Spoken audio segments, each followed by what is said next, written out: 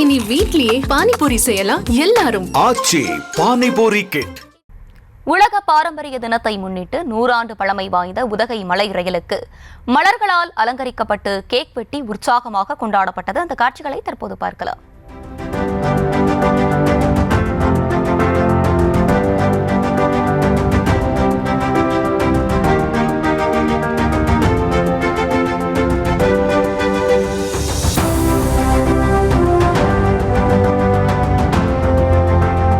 கூடுதல் விவரங்களோடு இணைகிறார் செய்தியாளர் கதிர்வேல். கதிர்வேல், வணக்கம். விவரங்களை வழங்கலாம்.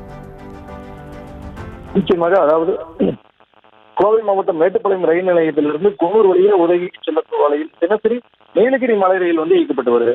நீலகிரி மலை ரயில் இயற்கைகளிலே கண்டு ரசிக்கும் உள்நாடு மற்றும் இல்லாம வெளிநாடுகளிலிருந்து அதிக அளவுல பயணிகள் பயணம் செய்து ஆர்வம் காட்டிட்டு வராங்க.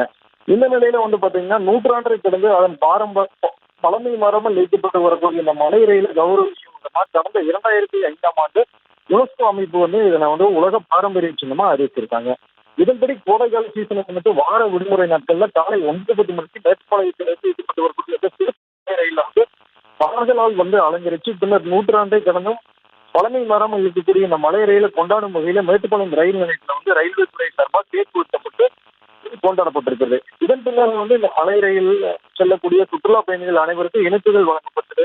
இதனையடுத்து மேட்டுப்பாளையத்திலிருந்து உதவியை நோக்கி மலை ரயில்ல உற்சாகமா பயணிகளோட புறப்பட்டு சென்றிருக்கிறது. விவரங்களை வழங்கியமைக்கு நன்றி கதிர்வேல். இனி வீட்லயே பானிபூரி செய்யலாம் எல்லாரும். ஆச்சி பானிபூரி கிட்.